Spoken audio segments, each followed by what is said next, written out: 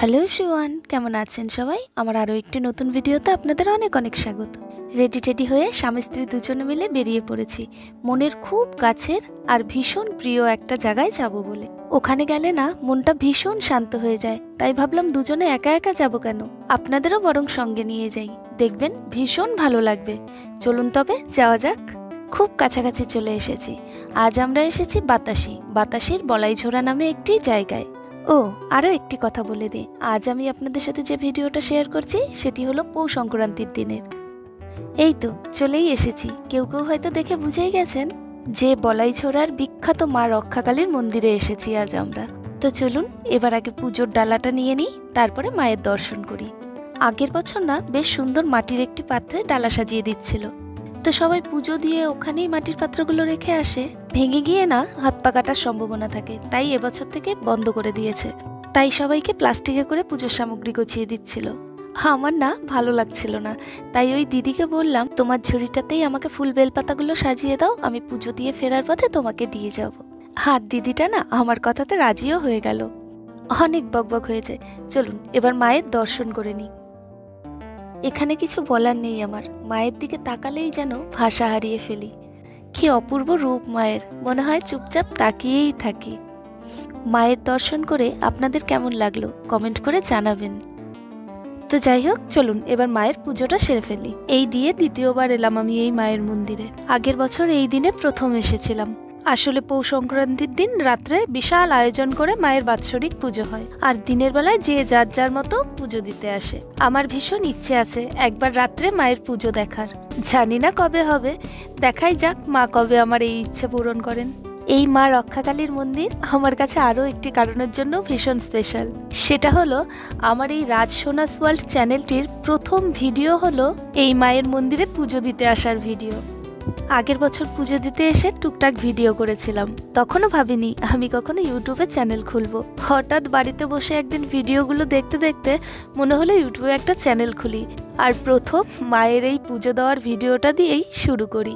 ব্যাস আপলোড করে দিলাম 1 মিনিট 36 সেকেন্ডের একটি ভিডিও। পরের দিন দেখি 130টা ভিউ হয়েছে।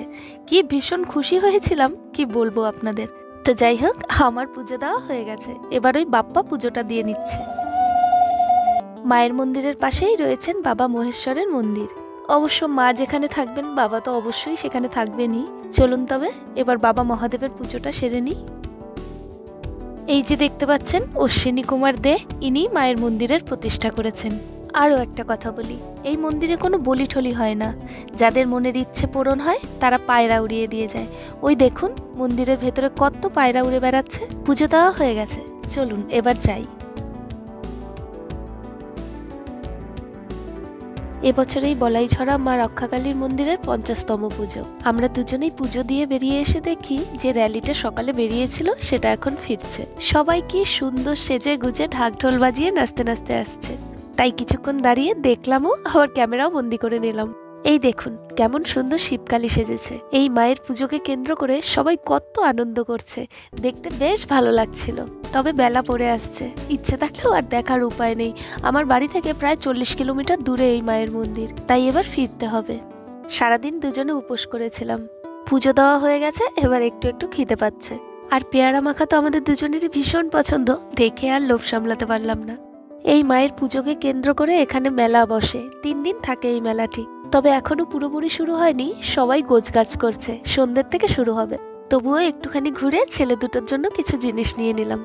আমরা বেরোলেই ওরা 2 ভাই ভীষণ আশা করে থাকে বাবা মা কিছু না কিছু আনবেই।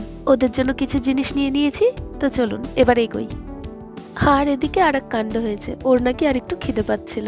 তো অনেকটা দূর যেহেতু ওকে বাইক চালাতে হবে, তাই একটা মিষ্টির দোকানে ঢুকেছিলাম।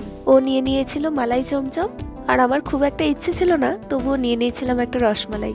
কিন্তু পরে দেখলাম বেশ ভালো খেতে।